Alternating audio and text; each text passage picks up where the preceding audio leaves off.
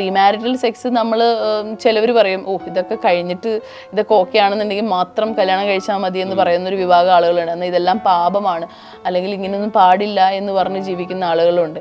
ഇതൊക്കെ ഇങ്ങനെയാണോ അല്ലെങ്കിൽ ഇങ്ങനെ ചെയ്യാൻ പാടുണ്ടോ എന്ന് ചോദിച്ചു കഴിഞ്ഞാൽ നമുക്കൊക്കെ അതിനാണ് നമുക്ക് വിവേകവും എന്ന് പറയുന്ന ഒരു കാര്യം. നമ്മൾ പറഞ്ഞ മനുഷ്യൻ്റെ വികാര ജീവി ചില ദുർബല നിമിഷത്തിൽ സംഭവിച്ചു പോയി എന്ന് പറയുന്ന പോലെ സംഭവിച്ചു. അത് കഴിഞ്ഞിട്ട് അതും പേറി ജീവിതകാലം മൊത്തം ആ വിഷമം ഇതായി നിൽക്കേണ്ട കാര്യമില്ലല്ലോ. ഞാൻ എൻ്റെ പാർട്ട്ണർ, ഞാൻ ഈ ശരീരവും മനസ്സും തമ്മിൽ ഭയങ്കര ഇതാണെങ്കിലും ദർ ഈസ് എ ബൗണ്ടറി. എനിക്കെല്ലാം പറയാൻ പറ്റുന്ന ഒരാളല്ല എൻ്റെ പാർട്ട്ണർ. നമ്മളത് നോക്കി നിന്നില്ലെങ്കിൽ എന്തായാലും ഇന്നില്ലെങ്കിൽ നാളെ അതൊരു പ്രോബ്ലം ആകും. വിശാല മനസ്കത വേണ്ട, അതിൻ്റെ ആവശ്യമില്ല. നമുക്ക് പറയാൻ പറ്റുന്ന കാര്യങ്ങൾ മാത്രമേ നമ്മുടെ പാർട്ട്ണറോട് പറയാൻ പാടുള്ളൂ. എൻ്റെ മക്കളോട് ഞാൻ പറയാറുണ്ട്, നിങ്ങളുടെ കൺസെന്റ് ഇല്ലാതെ നിങ്ങൾ ആര് തൊട്ട് കഴിഞ്ഞാലും അത് അൺസേഫ് ടച്ചാണ്. ഒരു അങ്കിളോ അല്ലെങ്കിൽ ചേട്ടനോ നമ്മളെ ഉപദ്രവിച്ച് കഴിഞ്ഞാൽ നമുക്ക് വരുന്നത് സെക്ഷുവലി ആയിട്ടുള്ള നമ്മുടെ ഒരു അവേർഷൻ വരുന്നത് എപ്പോഴാന്ന് വെച്ച് കഴിഞ്ഞാൽ അയ്യോ ഇതെൻ്റെ അമ്മാവനോ അല്ലെങ്കിൽ ഇതെൻ്റെ ചേട്ടനോ അല്ലെങ്കിൽ ഇതെൻ്റെ ആളാണോ എന്നുള്ള ആ ഫസ്റ്റ് തോട്ടിൽ നമുക്ക് കയറി വരുന്ന ഹിൻ്റ് അതാണ്. നിങ്ങളെ മാനസികമായിട്ട്, ശാരീരികമായിട്ട്, ഫിനാൻഷ്യലി ഒക്കെ നിങ്ങളെ ബാധിക്കുന്നുണ്ട്.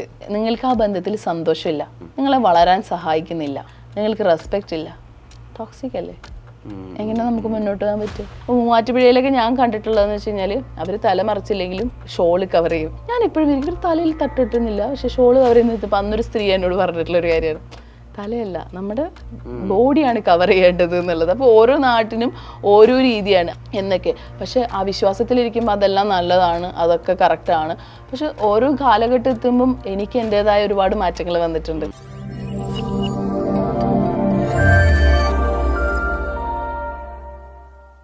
സെക്സ് എഡ്യൂക്കേഷൻ സ്കൂളുകളിൽ പഠിപ്പിക്കുന്നുണ്ടല്ലോ, ഇപ്പോൾ ഗുഡ് ടച്ച്, ബാഡ് ടച്ച് എന്നൊക്കെ പറഞ്ഞു. ഗുഡ് ടച്ച്, ബാഡ് ടച്ച് നമ്മൾ ഒരിക്കലും പറയില്ല. സെക്സ് എഡ്യൂക്കേഷനിൽ എപ്പോഴും safe touch and unsafe touch എന്ന് മാത്രമേ പറയുള്ളൂ. ഗുഡ് ടച്ച്, ബാഡ് ടച്ച് ഇല്ല, അതില്ല. ഇപ്പോൾ SCKയുടെ ഒക്കെ സെക്ഷുവാലിറ്റി എഡ്യൂക്കേഷനിലൊക്കെ പഠിപ്പിക്കുന്നത് സേഫ് ടച്ച്, അൺസേഫ് ടച്ച് എന്നാണ്. ഗുഡ് ടച്ച്, ബാഡ് ടച്ച് കാരണം വെച്ചാൽ ഇപ്പം ഞാൻ നിന്നെ പ്രൈവറ്റ് ആയിട്ടുള്ള പാർട്ട് തൊട്ടാൽ മാത്രമല്ല മോശം. ഞാൻ എൻ്റെ മക്കളോട് ഞാൻ പറയാറുണ്ട്, നിങ്ങളുടെ കൺസെന്റ് ഇല്ലാതെ നിങ്ങൾ ആര് തൊട്ട് കഴിഞ്ഞാലും അത് അൺസേഫ് ടച്ചാണ്, അല്ലേ? ഇപ്പോൾ ഈ സെക്ഷുവൽ ആയിട്ടുള്ള ബുദ്ധിമുട്ട് വരുന്നത് എങ്ങനെയാണ്? നമ്മുടെ വീട്ടിലൊക്കെ പതുക്കെ പതുക്കെ ഇങ്ങനെയാണ് തുടങ്ങുക. വീടുകളിൽ നിന്ന് തുടങ്ങുമ്പോൾ അത് പതുക്കെ പതുക്കെ പെട്ടെന്ന് പ്രൈവറ്റ് ആയിട്ടുള്ള പാർട്ടിലല്ല പോവുക, പതുക്കെ പതുക്കെ. പക്ഷെ കുട്ടികൾക്ക് അത് മനസ്സിലാക്കാനുള്ള മാനസിക വളർച്ച ഇല്ല എന്നുള്ളൂ. ഇപ്പോഴത്തെ കുഞ്ഞുങ്ങൾക്ക് എന്ന് പറഞ്ഞാൽ ഒരു 9 വയസ്സാകുമ്പോഴത്തേക്കും അവർക്ക് ബ്രസ്റ്റും അല്ലെങ്കിൽ ശരീര വളർച്ച നന്നായിട്ടുണ്ട്. പക്ഷെ അവർ കുഞ്ഞുങ്ങളാണ്, അവർക്ക് അറിയില്ല, അവർ വളർന്നു എന്നുള്ളത് അവർക്കറിയില്ല. പക്ഷെ കാണുന്നവൻ അവൾ വളർന്നു എന്നുള്ളതാണ്. കുട്ടികൾക്ക് ആ ബാഡ് ടച്ച് മനസ്സിലാക്കാൻ ശരിക്കും ഒരു സെക്ഷൽ മോളസ്റ്റേഷനോ അല്ലെങ്കിൽ ഇത് വരുന്ന സമയത്ത് ആദ്യം നമ്മളെ ബാധിക്കുക ഒരു അങ്കിളോ അല്ലെങ്കിൽ ചേട്ടനോ നമ്മളെ ഉപദ്രവിച്ച് കഴിഞ്ഞാൽ നമുക്ക് വരുന്നത് സെക്ഷുവലി ആയിട്ടുള്ള നമ്മുടെ ഒരു അവേർഷൻ വരുന്നത് എപ്പോഴാന്ന് വെച്ച് കഴിഞ്ഞാൽ അയ്യോ ഇതെൻ്റെ അമ്മാവനോ അല്ലെങ്കിൽ ഇതെൻ്റെ ചേട്ടനോ അല്ലെങ്കിൽ ഇതെൻ്റെ ആളാണോ എന്നുള്ള ആ ഫസ്റ്റ് തോട്ടിൽ നമുക്ക് കയറി വരുന്ന ഹിൻ്റ് അതാണ്. അല്ല അത് യെസ്, അവിടെയാണ് നമുക്ക് ഭയങ്കരമായിട്ട് ഈ PTSD ഒക്കെ വരുന്ന കേസിൽ നമ്മൾ കയറുന്ന ആ സെക്ഷുവലായിട്ടുള്ള ബുദ്ധിമുട്ടിനേക്കാൾ കൂടുതൽ അവർ പറയുന്നത് എന്നാലും എൻ്റെ ചേട്ടന്, എന്നാലും എൻ്റെ അമ്മാവൻ്റെ, എന്നാലും അയൽവക്ക്, അങ്ങനെയാണ് ആദ്യം വരിക. കാരണം അതാണ് അവർ ആദ്യം സ്ട്രൈക്ക് ചെയ്ത് വരും. അവരിൽ നിന്ന് ഇതൊരിക്കലും പ്രതീക്ഷിക്കുന്നില്ലല്ലോ. അപ്പോൾ ടച്ച് എന്ന് പറയുന്നത് നിങ്ങൾക്ക് ഇഷ്ടമല്ലാത്ത ഒരാൾ നിങ്ങളെ ടച്ച് ചെയ്തിട്ടുണ്ടെങ്കിൽ അതൊക്കെ അൺസേഫ് ടച്ച് തന്നെയാണ്, വിത്തൗട്ട് കൺസെൻറ്റ്. ഓക്കെ. അപ്പോൾ പലപ്പോഴും ഇത് ഈ സെക്സ് എഡ്യൂക്കേഷൻ്റെ ഒരു ദോഷവശമായിട്ട് എന്നോട് മൈത്രയും പറഞ്ഞൊരു കാര്യമുണ്ട്. അതായത് ഈ കാലഘട്ടത്തെ കേട്ടോ, അതായത് ഈ ഇൻസ്റ്റാഗ്രാമിലൂടെയൊക്കെ സെക്ഷൽ വെൽനെസ് പ്രചരിക്കുന്നത്, അതായത് ഗുഡ് ടച്ച്, ബാഡ് ടച്ച് കുട്ടികളിൽ പഠിപ്പിച്ചു കൊടുത്തിട്ട് പിന്നെ ഈ കുട്ടികൾ വളരുകയും ചെയ്യുന്നുണ്ടല്ലോ. അപ്പോൾ അവരുടെ സമപ്രായക്കാരായിട്ടുള്ള ആളുകൾ അവർക്ക് പ്രണയമൊക്കെ ഉണ്ടായിട്ട് ടച്ച് ചെയ്യുമ്പോഴും ഈ ഗുഡ് ടച്ച്, ബാഡ് ടച്ചിൻ്റെ ഇമ്പാക്റ്റ് വന്ന് അടിക്കുകയാണ്. അപ്പോൾ മുതിർന്നവർ കുട്ടികളെ സേഫായിട്ടോ അൺസേഫായിട്ടോ ടച്ച് ചെയ്യുന്നതിനെ പറ്റിയിട്ടാണല്ലോ നമ്മൾ കുറച്ചുകൂടി സ്പഷ്ടമാക്കി പറയേണ്ടത്. അല്ലാതെ അവരുടെ ഇടയിൽ ഉള്ള പരിലാളനങ്ങളോ അല്ലെങ്കിൽ ടച്ചോ അതിനെ തരംതിരിച്ച് വ്യക്തതയോടുകൂടി പറഞ്ഞു കൊടുക്കുകയും വേണ്ട ഇതിന്. ഉറപ്പായിട്ടും. എനിക്ക് ആൺകുട്ടികളാണ്. അപ്പം ഞാൻ കുട്ടികളെ പറഞ്ഞ് മനസ്സിലാക്കുന്ന വെച്ച് കഴിഞ്ഞാൽ 10 വയസ്സുള്ള കുഞ്ഞിനെ നമ്മൾ മനസ്സിലാക്കുന്ന ഒരു കാര്യം, നിനക്ക് പ്രൈവറ്റ് പാർട്ട്, നിൻ്റെ പ്രൈവറ്റ് പാർട്ട് എന്താണ്, അല്ലെങ്കിൽ പ്രൈവറ്റ് പാർട്ട് എന്താണ്, ഇത് എൻലാർജ് ചെയ്യുന്നൊരു ടൈമുണ്ട്, അല്ലെങ്കിൽ ഇനി നിനക്ക് വരുന്ന തോട്ടുകൾ എന്താണ്, ഓരോ ടൈം പീരീഡിൽ നമ്മൾ പഠിപ്പിച്ചു കൊടുക്കേണ്ട കാര്യങ്ങളുണ്ട്. ഇനി കുറച്ച് കഴിഞ്ഞാൽ എനിക്ക് അവന് പഠിപ്പിച്ചു കൊടുക്കാം, എടാ നിനക്ക് ഇനി ഓപ്പോസിറ്റ് ആയിട്ടുള്ള ജെൻഡറോട് ഇഷ്ടം വരാം, നിനക്ക് നിൻ്റെ ഫിസിക്കലി നിനക്ക് പല മാറ്റങ്ങൾ വരാം, നിനക്ക് ഇങ്ങനെ ഒരു ഇഷ്ടം വന്നിരുന്നെങ്കിൽ നീ ഇങ്ങനെയാണ് ചെയ്യേണ്ടത്, അല്ലെങ്കിൽ ഇങ്ങനെയൊക്കെയാണ്. ഇതൊക്കെ വളരെ സ്വാഭാവികമായിട്ടുള്ള ഒരു തോട്ടാണ്. പക്ഷേ there is A limit for everything. നമ്മൾ ബൗണ്ടറി സെറ്റ് ചെയ്യാന്ന് പറയുന്നവരെയല്ലേ നമ്മൾ ബൗണ്ടറി സെറ്റ് ചെയ്യാന്ന് പറയുന്നത് റിലേഷൻഷിപ്പിൽ, in any kind of relationship, നമ്മുടെ പാർട്ട്ണർ ആയിക്കോട്ടെ, നമുക്ക് എല്ലാത്തിനും ഒരു ലിമിറ്റുള്ള ബന്ധങ്ങൾ കാണാൻ ഭയങ്കര ഭംഗിയാണ്. അതുപോലെ തന്നെ നമ്മൾ ഒരു ലിമിറ്റ് വെച്ച് നമ്മൾ കാര്യങ്ങൾ പറഞ്ഞ് മനസ്സിലാക്കി കൊടുക്കുക എന്നുള്ളതാണ്. ഈ സെക്സിന് ഒരു വലിയൊരു പുകയാക്കി പറയേണ്ട കാര്യമില്ല. This is A basic need. ഇതുകൊണ്ടാണ് നമ്മൾ പല പുതിയ തലമുറകൾ ഉണ്ടാവുന്നതും ഒരു കുഞ്ഞ് ജനിക്കുന്നതും. ഒന്ന് ആലോചിച്ചൊക്കെ എത്ര മഹത്തരമായിട്ടുള്ള കാര്യമാണ് ഉണ്ടാകുന്നത്, ഒരു കുഞ്ഞ് ജനിക്കുക എന്ന് പറയുന്നൊരു പ്രോസസ്സ്. അതുപോലെ ഇത് അത്രയും പ്യുവറായിട്ടുള്ള ഒരു കാര്യമാണെന്നുള്ളതാണ് നമ്മൾ പറഞ്ഞു കൊടുക്കേണ്ടത്. ഇപ്പം മൈത്രേയൻ പറഞ്ഞ ഒരു കാര്യം, നമ്മൾ പറയുന്ന എല്ലാ കാര്യത്തിനും നെഗറ്റീവായിട്ടും പോസിറ്റീവായിട്ടും എടുക്കുന്നത്. പക്ഷെ ഞാൻ പറഞ്ഞില്ലേ, നമുക്ക് ഇപ്പോൾ ആസിഡ് നമ്മൾ കഴിക്കുമ്പോൾ ആസിഡ് മുഖത്ത് ഒഴിക്കുന്നതല്ല, ഒരു കർഷകനെ സംബന്ധിച്ച് ആസിഡ് നല്ലതാണ് അല്ലേ. മൊബൈല് എന്തെല്ലാം മോശമായിട്ടുള്ള കാര്യമാണ്, പക്ഷെ മൊബൈൽ കൊണ്ട് എന്തെല്ലാം കാര്യങ്ങൾ നടക്കുന്നത്. ഇപ്പം ഞാനും നീയും കണക്ട് ചെയ്തത് എങ്ങനെയാണ്, മൊബൈലിലൂടെയാണ്. അപ്പോൾ ഇതിൽ ഒരുപാട് നല്ല വശം. പക്ഷേ ഇത് നമുക്ക് അവിടെയാണ് നമുക്കൊരു സിവിക് സെൻസ്, അല്ലെങ്കിൽ നമുക്ക് നല്ലതേതാ ചീത്തത്, നമ്മൾ കുഞ്ഞുങ്ങളെ പഠിപ്പിച്ചു കൊടുക്കേണ്ട കാര്യം നല്ലത് ഏതാണ് ചീത്ത ഏതാണ്, നിനക്ക് നല്ലത് ഏതാണ് ചീത്ത ഏതാണെന്നുള്ളത്. അപ്പോൾ അത് സ്പെസിഫിക് ആയിട്ട് നമ്മൾ പറഞ്ഞു കൊടുക്കണം. അതിലൊന്നും യാതൊരു രീതിയിൽ എനിക്ക് തോന്നിയിട്ടുള്ള ഒരു കാര്യം, നമ്മൾ എഡ്യൂക്കേറ്റഡ് ആണെന്ന് വിചാരിച്ചിട്ടുള്ള ആളുകളെ ഇവർ ഇത്രയും നന്നായിട്ട് പ്രാക്ടീസ് ചെയ്യുന്ന ആളുകളടക്കം പറഞ്ഞു കൊടുക്കാൻ മടിയുള്ളവരുണ്ട്. അപ്പോൾ അതിനർത്ഥം എഡ്യൂക്കേഷൻ അല്ല അതിൻ്റെ കാര്യം. നമ്മളൊക്കെ പഠിച്ചു വളർന്ന, നമ്മളൊക്കെ കേട്ട് വന്ന കുറേ കാര്യങ്ങളുണ്ട് നമ്മുടെയൊക്കെ ചൈൽഡ്ഹുഡിൽ.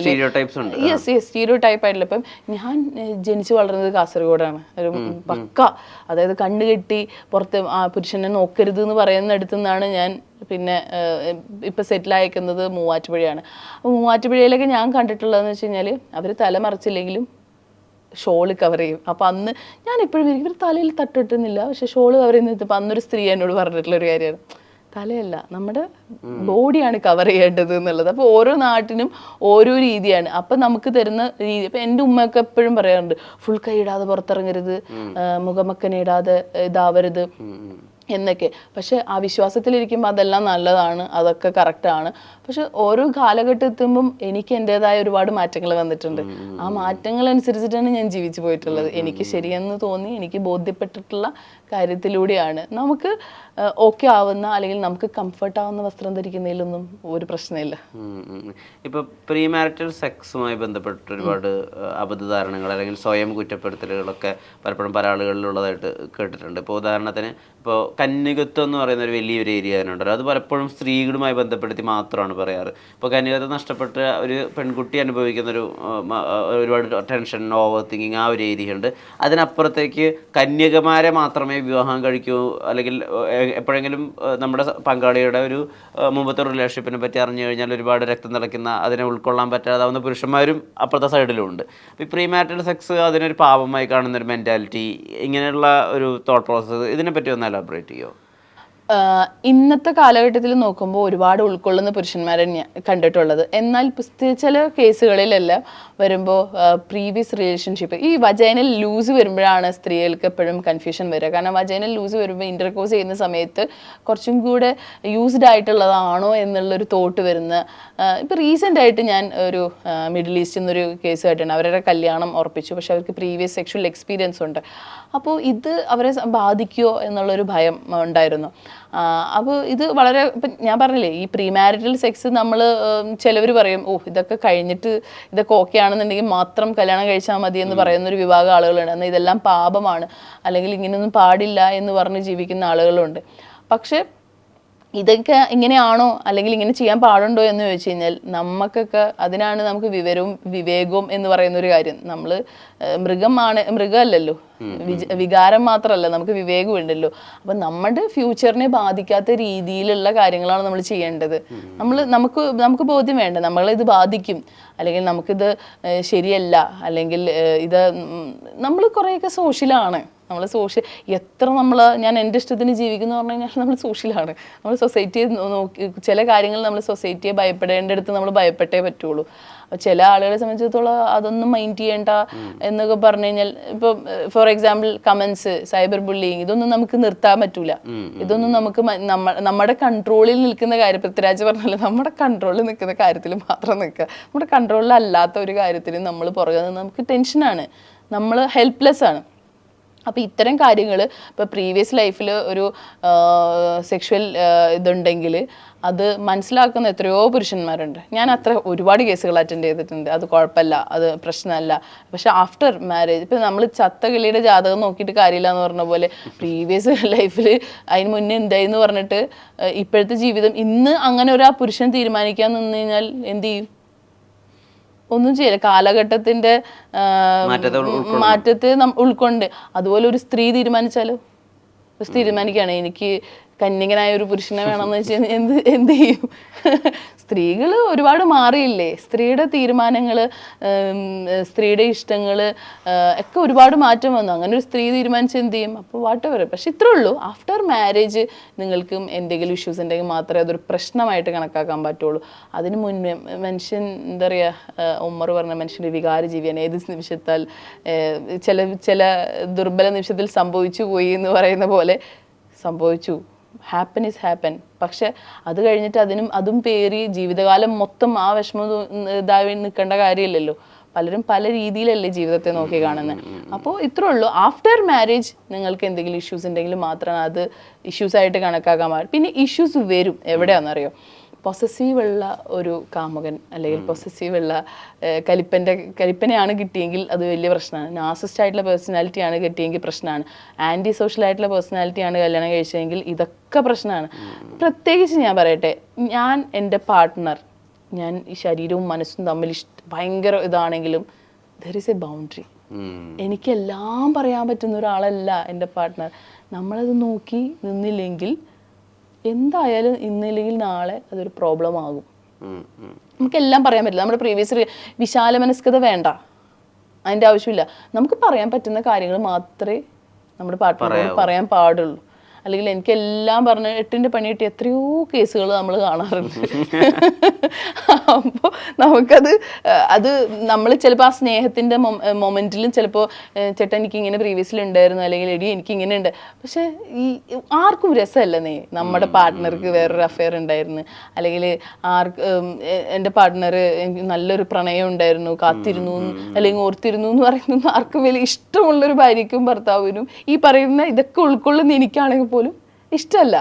നമ്മൾക്ക് ഏറ്റവും വേണ്ടപ്പെട്ട ആൾക്ക് ഏറ്റവും ഇഷ്ടം നമ്മളെയാണെന്ന് അറിയാനാണ് ഏതൊരു പാർട്ട്ണറിനും താല്പര്യം ഉണ്ടാവുക. പിന്നെ ഇതൊക്കെ മാറി വളരെ രസകരമായിട്ട് മുന്നോട്ട് പോകുന്ന ആളുകളുണ്ട്. ഇതിനെക്കുറിച്ചിട്ടൊന്നും ഒരിക്കലും സംസാരിക്കാത്ത പോകുന്ന ഇഷ്ടം പോലെ ആളുകളും ഉണ്ട്. എല്ലാം പറയാൻ നേരത്തെ സംസാരത്തിൽ നാർസിസിസ്റ്റ് ആയ എന്ന് പറഞ്ഞല്ലോ, എങ്ങനെയാണ് നാർസിസിസ്റ്റ് ആയ അല്ലെങ്കിൽ അത്രമേൽ ആത്മരതിയുള്ള ഒരു ജീവിത പങ്കാളിയെ നമുക്ക് മനസ്സിലാക്കാൻ പറ്റും? അയാളെ എങ്ങനെയാണ് നമ്മൾ ഐഡന്റിഫൈ ചെയ്യുക? ഈ നാർസിസ്റ്റ് ആയിട്ടുള്ള ഒരാളിൽ നിന്ന് രക്ഷപ്പെടുക എന്ന് പറയുന്നത്, നാർസിസ്റ്റ് പല രീതിയിലുണ്ട് കേട്ടോ. എൻ്റെ ഒരു NPD എന്ന് പറഞ്ഞ ഞങ്ങളുടെ ഒരു ഫ്രണ്ടിൻ്റെ ഒരു പുസ്തകമുണ്ട്. അതിൽ വളരെ രസകരമായിട്ട് എൻ്റെ പേജിൽ ഞാൻ അത് കൊടുത്തിട്ടുണ്ട്, ആ പുസ്തകം. അതിൽ നാർസിസ്റ്റുകളെ എങ്ങനെ തിരിച്ചറിയാം, ഐഡൻറ്റിഫൈ ചെയ്യാമെന്ന് പറഞ്ഞിട്ടുള്ള. അതിൽ ഈ നാർസിസ്റ്റിൽ നമ്മൾ പെട്ടുപോയി കഴിഞ്ഞ് കഴിഞ്ഞാൽ നമുക്ക് രക്ഷപ്പെടാൻ കുറച്ച് ബുദ്ധിമുട്ടാണ്. രക്ഷപ്പെടാന്ന് വെച്ചാൽ നമ്മൾക്ക് എപ്പോഴും കൺഫ്യൂസിങ് ആയിരിക്കും. ലൈക്ക് ഗ്യാസ് ലൈറ്റിംഗ് ഉണ്ട്, ലവ് ബോംബിങ് ഉണ്ട് അതിൽ. അതായത് ഇന്ന് ഭയങ്കര ദേഷ്യപ്പെട്ട് എടുത്തെറിയുകയാണെങ്കിൽ പിറ്റേ ദിവസം കുറേ ഗിഫ്റ്റുമായിട്ടായിരിക്കും വരിക. അല്ലെങ്കിൽ ഭയങ്കര ടൂറും യാത്രയായിരിക്കും. എവിടെയാണ് തെറ്റുകയെന്ന് നമുക്ക് പറയാൻ പറ്റില്ല. ഏതെങ്കിലും ഒരു പോയിന്റ് മതി. പക്ഷെ ഇങ്ങനെ ഇത് സ്നേഹമാണോ, ഇത് ഇഷ്ടമാണോ, ഇനി പോവാൻ തീരുമാനിച്ചാൽ കരഞ്ഞു കാല് പിടിക്കുക. അതായത് മനസ്സിലാവില്ല. അതിൽ ഫിസിക്കൽ അബ്യൂസ് ഉണ്ടാവാം, മെൻ്റൽ അബ്യൂസ് ഉണ്ടാവും, സെക്ഷൽ അബ്യൂസ് ഉണ്ടാവും, ഇതിലെല്ലാം ഉണ്ട് നാർസിസ്റ്റിൽ. അത് നമുക്ക് എന്നാൽ നാർസിസ്റ്റിനെ നല്ല രീതിയിൽ എങ്ങനെ കൈകാര്യം ചെയ്യാന്നുള്ളതും നമുക്ക് പറഞ്ഞു കൊടുക്കാൻ പറ്റും. ചില നാർസിസ്റ്റുകളെ സംബന്ധിച്ചിടത്തോളം ഒറ്റ പോയിന്റിൽ നാർസിസ്റ്റിൽ ഏറ്റവും പ്രോബ്ലം ആയിട്ടുള്ളതും എനിക്ക് തോന്നിയിട്ടുള്ളത് ബുദ്ധിമുട്ടായിട്ട് ഫീൽ ചെയ്ത് കൈകാര്യം ചെയ്യാൻ ബുദ്ധിമുട്ടായിട്ടുള്ള തോന്നിയത് പാരനോയിഡ് പേഴ്സണാലിറ്റി കൂടെ, അതായത് സംശയരോഗം കൂടെ വന്നു കഴിഞ്ഞാൽ ഒന്നും ചെയ്യാനില്ല. ഞാൻ അങ്ങനത്തെ കേസൊക്കെ കേട്ട നമ്മളെയും സംശയിക്കും. എനിക്ക് ഇങ്ങനെ വന്നിട്ടുണ്ട്. ഒരു ദിവസം ഞാൻ വരുമ്പോൾ 113 കോള് എനിക്ക് രാവിലെ. അപ്പം ഞാൻ 113 കോള്. അപ്പം നമുക്ക് കൗൺസിലിങ്ങിന് എൻക്വയറി വരുമല്ലോ. അപ്പം ഈ ഹസ്ബൻഡ് അത് ഡിലീറ്റ് ചെയ്തു. അപ്പൊ ഡിലീറ്റ് ചെയ്തപ്പോൾ അവൾക്ക് വൈഫിന് ഡൗട്ടായി. നമുക്ക് ആ പെൺകുട്ടി ഒന്നും പറയാൻ പറ്റില്ല, അത് അതിന്റെ മാനസികാവസ്ഥ കൊണ്ടാണ് വിളിച്ചത്. അപ്പൊ എന്നോട് ചോദിക്കുന്നുണ്ട്, നിങ്ങൾ ആരാണ്? എൻ്റെ ഭർത്താവിൻ്റെ ഇതിൽ മെസ്സേജ് ഡിലീറ്റ് കണ്ടല്ലോ. അപ്പോൾ ഞാൻ വെച്ചത് കൗൺസിലിംഗ്, എൻ്റെ ഭർത്താവ് എന്തിനാണ് കൗൺസിലിംഗ് ചെയ്യുന്നത്? അയാൾക്ക് എന്ത് പ്രശ്നമാണുള്ളത്? നിങ്ങൾ എന്തിനാണ്? ഞാൻ അറിയില്ല, ഞാനല്ല മെസ്സേജ് ചെയ്തത്, എൻക്വയറിക്ക് ഉള്ളതാണ്. അത്രയും ഉണ്ട്. അതുപോലെ തന്നെ കൗൺസിലിങ്ങിന് വന്നിട്ടുള്ള പാരനോയുടെ കേസിൽ വന്നിട്ട് ചോദിച്ചിട്ടുണ്ട്, നിങ്ങളും അയാളും തമ്മിൽ എന്താ ബന്ധം? ഞാൻ ഇപ്പോഴേ കണ്ടിട്ടുള്ളത്. അപ്പോൾ അവർക്ക് എല്ലാവരും ഡൗട്ടാണ്. അമ്മയെ ഡൗട്ടാണ്, പെങ്ങളെ ഡൗട്ടാണ്, പിന്നെ കസിന് ഡൗട്ടാണ്, അനിയന് ഡൗട്ടാണ്, എല്ലാവരും ഡൗട്ടാണ്. സംശയരോഗമുള്ള ആളുകളെ നമുക്ക് മാറ്റിയെടുക്കുക എന്ന് പറയുന്നത് ജനറ്റിക്കലായിട്ട് ഉണ്ടാവാം. സംശയരോഗം 2 രീതിയിലുണ്ട് കേട്ടോ. എന്ന് വെച്ചാൽ ഒന്ന് സാഹചര്യം കൊണ്ട്, കാരണം അത്രയും വിശ്വസിച്ച് സ്നേഹിച്ചിട്ടുള്ള ഒരാളിൽ നിന്ന് നമുക്ക് ഉണ്ടാകുമ്പോൾ പിന്നെ അയാൾ ലേറ്റ് ആയാലും അയാൾ കണ്ടില്ലെങ്കിലും ഒക്കെ പ്രശ്നമാണ്. വീഡിയോ കോൾ അപ്ഡേറ്റ് ചെയ്തുകൊണ്ടേ ഇരിക്കേണ്ടി വരും. അത് സാഹചര്യമാണ്, അയാളുടെ ലൈഫിൽ വന്ന മിസ്റ്റേക്ക് കൊണ്ട് ഉണ്ടായതാണ്. ഇത് മറ്റുള്ളത് നോർമലി ചെറുപ്പം മുതലേ, അതായത് ജനറ്റിക് ആയിട്ടും ബിഹേവിയറൽ ഇഷ്യൂസ് ഉള്ള ആളുകളുണ്ട്. രണ്ടും 2 രീതിയാണ്. എന്ന് വെച്ചിട്ട് ഈ ചിലവരുണ്ട് അവരുടെ തെറ്റുകൊണ്ട് അവൾക്ക് സംശയമാണ്, അങ്ങനെ നമുക്ക് പറയാൻ പറ്റില്ല. അവരുടെ മിസ്റ്റേക്കും അല്ലെങ്കിൽ അവർ ടുവേർഡ്സ് അവർ മറ്റുള്ള സ്ത്രീകളോടുള്ള അവരുടെ ബിഹേവിയർ കൊണ്ട് ഉണ്ടായതാവാം. നമുക്ക് ഒരു സ്പെസിഫിക് ആയിട്ട് നമുക്ക് പറയാൻ പറ്റില്ല. ഇപ്പം നേരത്തെ നാർസിസിസ്റ്റിനെ എങ്ങനെ ഐഡന്റിഫൈ ചെയ്യാന്ന് വ്യക്തമാക്കില്ല. ഒരാൾ നാർസിസിസ്റ്റ് ആണെന്ന് എങ്ങനെയാ നമുക്ക് മനസ്സിലാവുക? അതൊന്ന് പറഞ്ഞു തരും. അല്ല, അത് ഓരോരുത്തർക്കും ഓരോ കേസാണ്, സബ്ജക്റ്റീവ് ആണല്ലേ? ഡിഫറെന്റ് ആണ്. ചിലർക്ക് ചില കേസിൽ ഭയങ്കര സ്നേഹമായിരിക്കും, അവർക്ക് ഇഷ്ടമല്ലാത്തൊരു ട്രിഗറിങ് പോയിന്റ് വരുമ്പോൾ മാത്രമാണ് ഭയങ്കരമായിട്ട് ഇത് വരിക. ചില കേസിൽ സംശയമായിരിക്കും വരിക. ഓരോ കേസും ഇപ്പൊ നമുക്ക് കേസുകൾ കേട്ട് കഴിഞ്ഞാൽ മാത്രമേ അത് പറയാൻ പറ്റുള്ളൂ. ഇപ്പൊ ഞാനിപ്പോ ഇതിൽ പറയാണ് ഇന്ന കാര്യങ്ങളുണ്ട് നാർസിസ്റ്റ് എന്ന് പറഞ്ഞു കഴിഞ്ഞാല് അതിനെ എടുക്കും. അതുകൊണ്ടാണ് ഞാനത് സ്പെസിഫിക് പറയാത്തത്. ഇപ്പം ടോക്സിക് റിലേഷൻഷിപ്പ് എന്ന് പറയുന്ന ഒരു ഏരിയ ഈ സോഷ്യൽ മീഡിയയിലൊക്കെ വളരെയധികം ചർച്ചയാവുന്നുണ്ട്. അല്ലെങ്കിൽ ടോക്സിക് ആണ്, അല്ലെങ്കിൽ ഒരാൾ ടോക്സിക് ആണെന്നുള്ളതൊക്കെ പലപ്പോഴും ഈ സിനിമയിലൊക്കെ അതിൻ്റെ പല റെഫറൻസുകളൊക്കെ വരുന്നതുകൊണ്ടാണ്. എങ്ങനെയാണ് റിലേഷൻഷിപ്പിൽ ഒരാൾ ടോക്സിക് ആണെന്ന് മനസ്സിലാക്കുക? ടോക്സിസിറ്റിയുടെ ഒരു അളവുകോൽ എങ്ങനെ പറയാൻ പറ്റുക? നിങ്ങളെ മാനസികമായിട്ട്, ശാരീരികമായിട്ട്, ഫിനാൻഷ്യലി ഒക്കെ നിങ്ങളെ ബാധിക്കുന്നുണ്ട്. നിങ്ങൾക്ക് ആ ബന്ധത്തിൽ സന്തോഷമില്ല, നിങ്ങളെ വളരാൻ സഹായിക്കുന്നില്ല, നിങ്ങൾക്ക് റെസ്പെക്റ്റ് ഇല്ല, ടോക്സിക് അല്ലേ? എങ്ങനെ നമുക്ക് മുന്നോട്ട് പോകാൻ പറ്റുക? രക്ഷിച്ചെടുത്ത ജീവിതങ്ങളുണ്ട് അങ്ങനെ രക്ഷിച്ചിട്ടുള്ള കേസാണെങ്കിൽ ആഫ്റ്റർ മാരേജ് നമുക്ക് ചില കേസിൽ അവർക്ക് ഇത് വേണോ വേണ്ടിയോ എന്നുള്ളൊരു കൺഫ്യൂഷൻ ഉണ്ടാവും. യെസ്, ഞാൻ പറഞ്ഞില്ലേ ഈ നാർസിസിനെ നമുക്ക് തിരിച്ചറിയാൻ വളരെ ബുദ്ധിമുട്ടാണ്. തിരിച്ചറിയാന്ന് പറഞ്ഞു കഴിഞ്ഞാൽ അവർ ഇതിൽ അഡിക്റ്റഡ് ആയി പോകുന്നുണ്ട്, അവരുടെ ആ സ്നേഹത്തിൽ അഡിക്റ്റഡ്. ഇപ്പം ഞാൻ പറഞ്ഞില്ലേ ഈ നാർസിസ്റ്റിൽ എന്തുകൊണ്ടാണ് ആളുകൾക്ക് രക്ഷപ്പെടാൻ പറ്റാത്തതെന്ന് വെച്ച് കഴിഞ്ഞാൽ അത്രയേറെ സൗകര്യങ്ങൾ കൊടുക്കും അവർ, അത്രയേറെ. ഇപ്പം ഫിനാൻഷ്യൽ ഉള്ളവരും ഇല്ലാത്തവരും തമ്മിൽ നോക്കുവാണെങ്കിൽ, ഇല്ലാത്തതാണെങ്കിൽ എങ്ങനെയെങ്കിലും ഈ ബന്ധം നിലനിർത്താൻ വേണ്ടി ഏതറ്റം വരെ ശ്രമിക്കും. ഇനിയുള്ള ഒരാളാണ് നാർസിസ്റ്റ് എങ്കിൽ അത്രയും നന്നായിട്ടായിരിക്കും അവരെ നോക്കുക. അതായത് ദേഷ്യം വരുന്ന സമയത്ത് അല്ലെങ്കിൽ വാശി വരുന്ന സമയത്ത്, അബ്യൂസിങ് ചെയ്യുന്ന സമയത്ത്, ആ ഒരു ടൈം പീരീഡ് കഴിഞ്ഞ് കഴിഞ്ഞാൽ പിന്നെ അവർ ഇപ്പം റീസെൻ്റ് ആയിട്ട് നമ്മൾ ഒരുപാട് കൊലപാതകങ്ങൾ നമ്മൾ കേട്ടില്ലേ പുറത്തുനിന്നുള്ള ആളുകളുടെയൊക്കെ.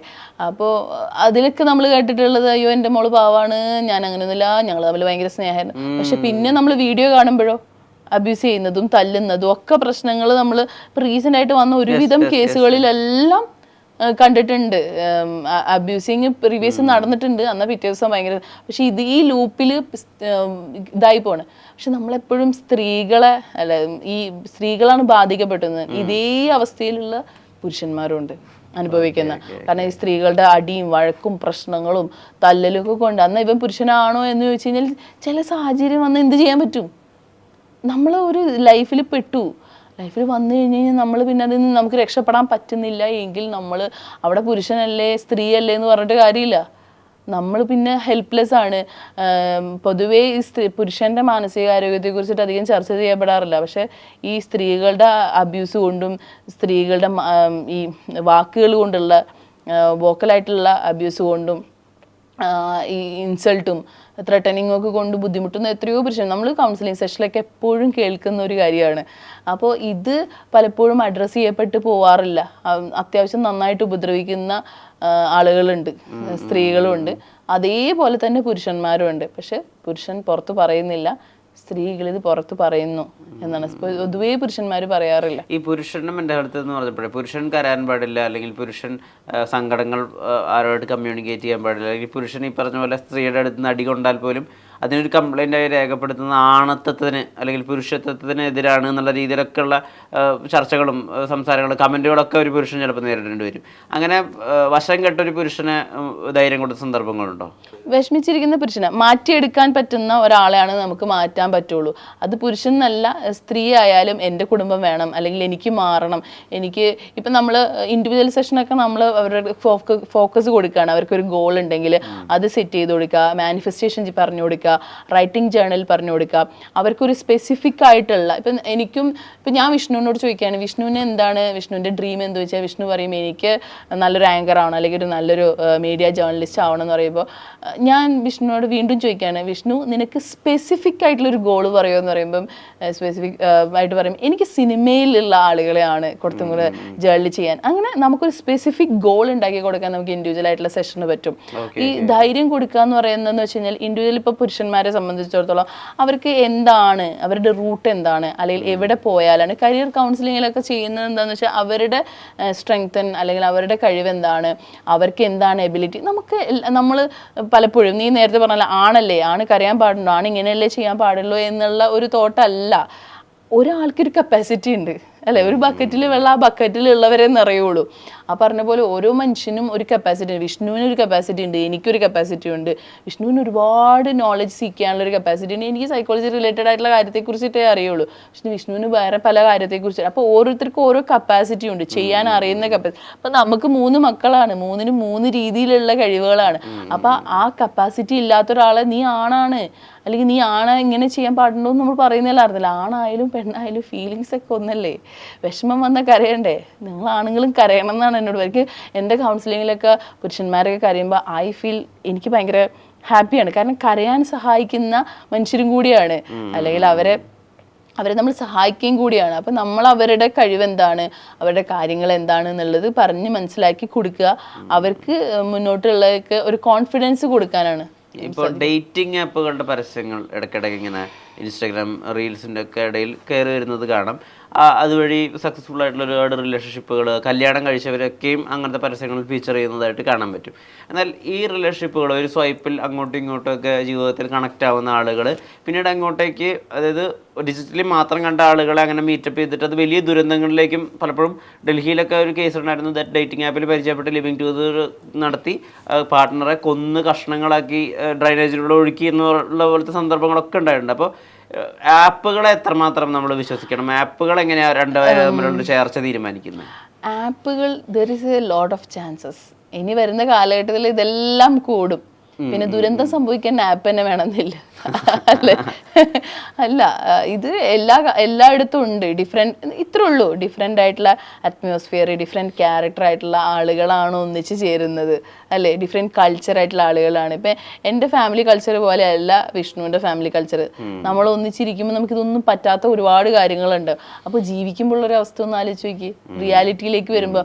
അവ ആപ്പുകൾ, പക്ഷെ അവിടെയാണ് ഞാൻ പറഞ്ഞ പോലെ നമ്മുടെ കുഞ്ഞുങ്ങൾക്ക് നമ്മൾ പറഞ്ഞു കൊടുക്കേണ്ട കാര്യങ്ങൾ.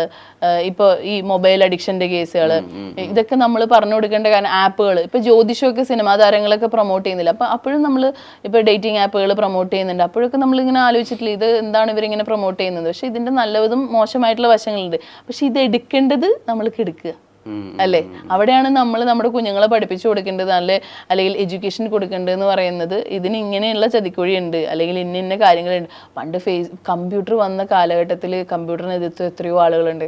മൊബൈൽ വന്നപ്പോൾ എത്രയോ ആളുകൾ എതിർത്തിട്ടുണ്ട്. എനിക്ക് ഓർമ്മയുണ്ട്, മൊബൈലൊക്കെ വന്ന സമയത്ത് ഭയങ്കര പ്രശ്നം ഉണ്ടാക്കിയ ആളുകളൊക്കെ ഞങ്ങളുടെ നാട്ടിലുണ്ടായിരുന്നു. TV വന്നപ്പോൾ ചെകുത്താൻ പെട്ടിയാന്ന് പറഞ്ഞിട്ടുള്ള ആളുകൾ, ഇത് വീട്ടിൽ കയറ്റാൻ പാടില്ല എന്ന് പറഞ്ഞ ആളുകളുണ്ട്. അപ്പം ഇതൊക്കെ എല്ലാ കാലഘട്ടത്തിലും കാലഘട്ടത്തിനൊത്ത് മാറിയില്ലെങ്കിൽ ചിലപ്പോൾ നമ്മൾ തഴഞ്ഞു പോകും.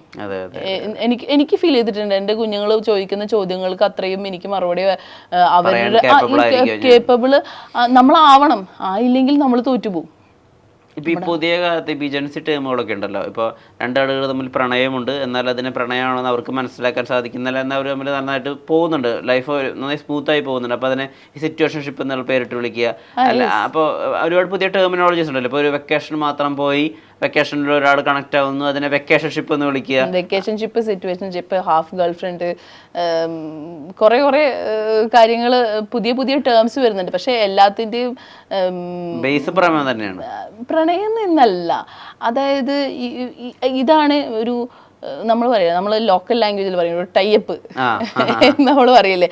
അതായത് ഞാനും വിഷ്ണു പറയാണ്, വിഷ്ണു എനിക്ക് ഭർത്താവും കുട്ടികളും ഉണ്ട് കേട്ടോ, വിഷ്ണു പറയാൻ എനിക്ക് ഭാര്യയും കുട്ടികളും ഉണ്ട്, പക്ഷെ ഇത് നമ്മൾ ഇതിനെ ബാധിക്കാൻ പാടില്ല.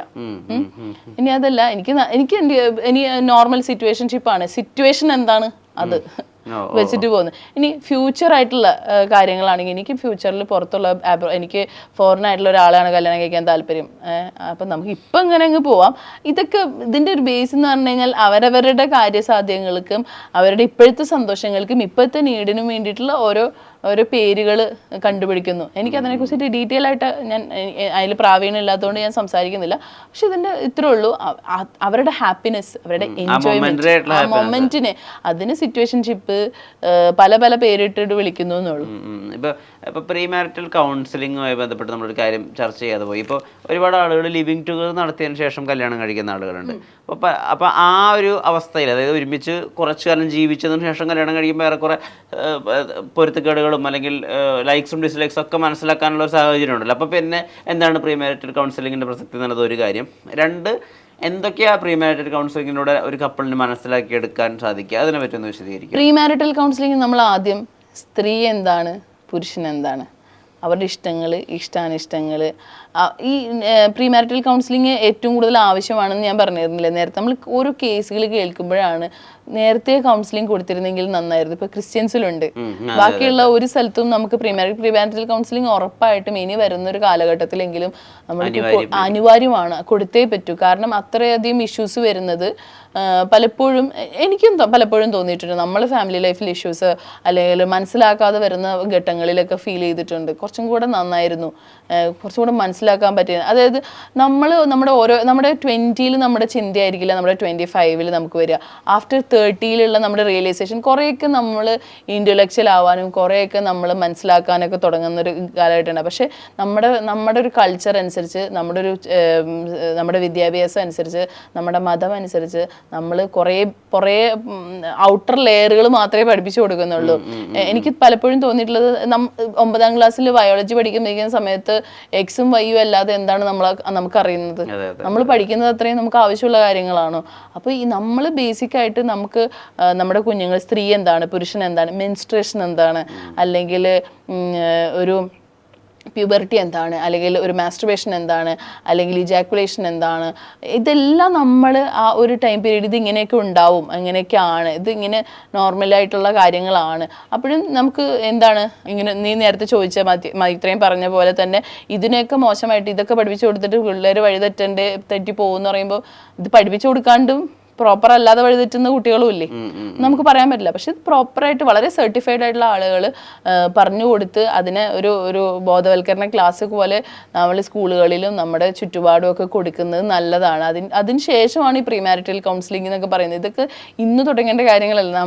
നമ്മുടെ ലൈഫ് ഇപ്പം നമുക്ക് മനുഷ്യരെ മനസ്സിലാക്കിയിരുന്നെങ്കിൽ കുറച്ചും കൂടെ നന്നായിരുന്നു, അല്ലെങ്കിൽ ചതിക്കപ്പെട്ടില്ല, അല്ലെങ്കിൽ വിഷമം വരുന്നു, സങ്കടം വരുന്നു എന്നൊക്കെ പറയുന്ന കുറേ കാര്യങ്ങൾ, നമ്മൾ ഇന്ന് അനുഭവിക്കുന്ന കാര്യങ്ങളിലൊക്കെ പക്ഷേ പ്രീ മാരിറ്റൽ ഇതിനേക്കാൾ മുൻപേ കൊടുക്കേണ്ട കുറേ കൗൺസിലിംഗ് സെഷനുണ്ട്. കൗൺസിലിംഗ് ആളുകൾക്ക് മടിയാണ്. അപ്പോൾ പ്രീ മാരിറ്റലിൽ നമ്മൾ എങ്ങനെയാണ് ഹാൻഡിൽ ചെയ്യേണ്ടത്, എന്തൊക്കെയാണ് അവരുടെ ഫൈനാൻഷ്യൽ ആയിട്ടുള്ള കാര്യങ്ങൾ, ടൈമിൻ്റെ മാനേജ്മെൻറ്റ്, അല്ലെങ്കിൽ ഫ്യൂച്ചർ ഗോൾസ്, ഒന്നിച്ച് തമ്മിലുള്ള ഗോൾസ്, അല്ലെങ്കിൽ അവളെന്താണ് അവനെന്താണ്, അവരുടെ ഇഷ്ടങ്ങൾ എന്താണ്, താല്പര്യങ്ങൾ എന്താണ്, ഇതൊക്കെ മനസ്സിലാക്കി കൊടുക്കലും കൂടിയാണ്. മനസ്സിലാക്കുമ്പോൾ കുറച്ചും കൂടി എളുപ്പമാണ്. അല്ലെങ്കിൽ ഒരു ഷോർട്ട് ടൈം പാടായിട്ടുള്ള ഒരാളെ സംബന്ധിച്ചിടത്തോളം, അല്ലെങ്കിൽ ചില ഇഷ്ടങ്ങൾ, അപ്പോൾ അവൾക്ക് പഠിക്കാനാണ് താല്പര്യം, അല്ലെങ്കിൽ അവൾക്ക് ഇന്ന അഭിരുചികളുണ്ട്, അത് നമുക്ക് പറഞ്ഞ് മനസ്സിലാക്കണം ഇന്ന ആളാണ്. ഒരുവിധം കേസുകളിലൊക്കെ ഞാൻ പറഞ്ഞു കൊടുത്തിട്ടുണ്ട്. അതെ, അവളുടെ ഇഷ്ടങ്ങളെയും അവളുടെ താല്പര്യങ്ങളെയും ഒക്കെ ബഹുമാനിക്കുന്ന ഒരാളെ മാത്രമാണ് കേട്ടോ അവൾക്ക് സ്നേഹിക്കാൻ പറ്റുള്ളൂ എന്നുള്ളത്. അതൊരു റിയലൈസേഷൻ ഇല്ല. അല്ലെങ്കിൽ നമുക്ക് ഇഷ്ടമല്ല എന്ന് പറഞ്ഞിട്ട് പിന്നെ അതിൽ തന്നെ ട്രിഗർ ചെയ്തിരുന്ന് മുന്നോട്ട് പോകുന്ന ആളുകളുണ്ട്. അപ്പോൾ പ്രീ മാരിറ്റൽ കൗൺസിലിംഗ്, എന്നാൽ എല്ലാ പ്രീ മാരിറ്റൽ കൗൺസിലിംഗ് ചെയ്തിട്ട് ക്രിസ്ത്യൻസിൽ നടക്കുന്നില്ല ഡിവോഴ്സ് എന്ന് പറഞ്ഞു കഴിഞ്ഞാൽ. ഇപ്പോൾ 10 വർഷം ഒന്നിച്ച് ജീവിച്ചിട്ട് 6 മാസം ജീവിക്കാതെ ഡിവോഴ്സ് ചെയ്യുന്ന ആളുകളുണ്ട്. ഡിവോഴ്സ് എന്ന് പറയുന്നത് മോശമായിട്ടുള്ള ഒരു കാര്യമല്ല. ഡിവോഴ്സ് ഒരു അനിവാര്യം. കൂടുന്നത് ഈ പറഞ്ഞ പോലെ ഒരു സെറ്റ് ഓഫ് കമന്റ്സ് ഉണ്ട്. അതായത് സ്ത്രീക്ക് ശക്തി മണ്ടത്തെ പോലെ ഇല്ലാത്തത് കൊണ്ടാണ് ആ ഒരു വിമർശനം. സ്ത്രീക്ക് ബുദ്ധി വരാൻ തുടങ്ങി, അതാണ് കാരണം. ഇന്നത്തെ സ്ത്രീക്ക് ബുദ്ധിയാണ്. കാരണം ഇന്നത്തെ സ്ത്രീക്ക് അടിമപ്പെട്ട് ജീവിക്കാൻ പറ്റില്ല. ഇന്നത്തെ സ്ത്രീകൾ റെസ്പെക്റ്റ് ഇല്ലാത്ത ഒരാളുടെ അടുത്ത് നിൽക്കാൻ വയ്യ. ഞാനൊക്കെ എൻ്റെ ഫാമിലിയിലും ചുറ്റുള്ളൊക്കെ കണ്ടിട്ടുണ്ട്. ചേട്ടാ ഒരു 100 രൂപ, ചേട്ടാ ഒരു ഇത്ര രൂപ, ഇങ്ങനെ ചോദിച്ച് സത്യം പറഞ്ഞാൽ എത്ര കാലം ഇങ്ങനെ ചോദിക്കും ഒരു സ്ത്രീ. കാരണം മറ്റുള്ള എല്ലാ ആളുകളും വളരെ അടിപൊളിയായിട്ട് ജീവിക്കുന്നുണ്ട്. അവരുടെ സെൽഫ് റെസ്പെക്റ്റിനെ അടിച്ചമർത്തുന്നത് ഏതെങ്കിലും സ്ത്രീ ഇഷ്ടപ്പെടുവോ?